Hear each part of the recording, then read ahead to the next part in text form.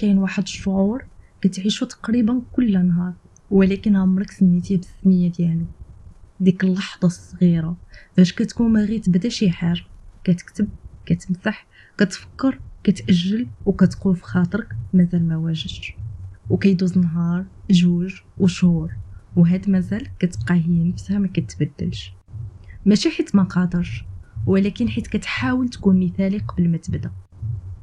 دابا وقف معايا هنايا واحد الثانيه وسول راسك بصدق، شحال من فرصه ضاعت، شحال من فكره ماتت، شحال من نسخه منك كانت ممكن تكون زوينه ولكن بقيتي كتسنى تكون مثالي. المشكله ماشي انك ما كديرش المجهود، المشكله انك كتحط شرط مستحيل باش تبدا.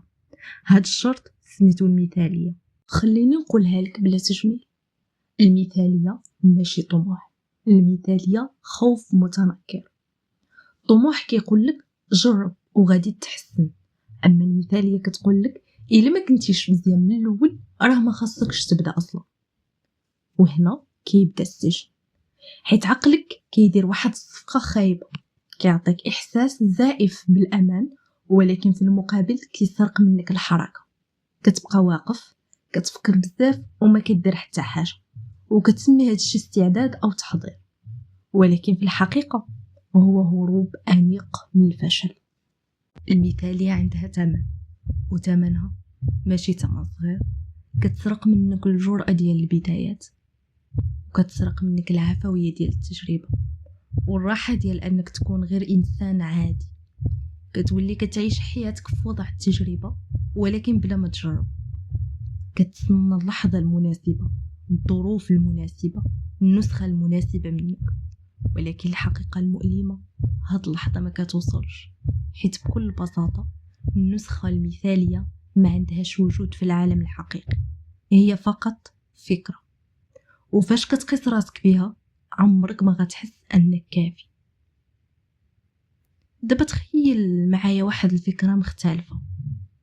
الى المشكل ما كاينش في النقص ديالك ولكن في الحرب اللي داير معاه.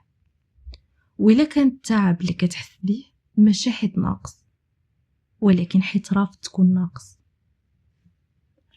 كاين واحد الفن ياباني سميتو كينتسوغي، الفكره ديالو بسيطه ولكن عميقه بزاف.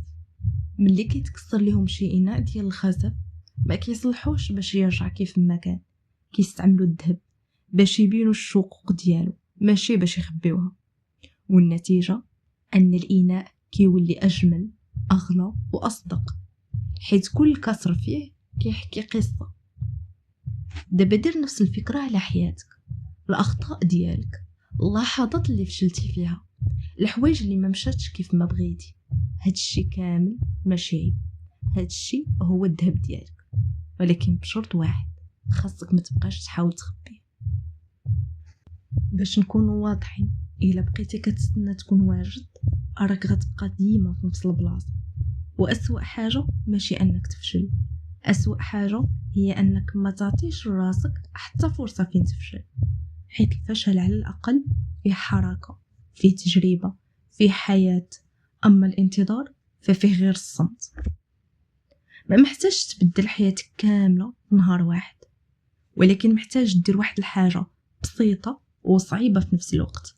تبدا ناقص، دير داك الفيديو اللي ما كاملش، كتب داك النص اللي ما مثاليش، بدا داك المشروع باللي عندك، وخلي النتيجه تكون عاديه، حيت حاجه عاديه هي البدايه الحقيقيه ديال حاجه مزيانه.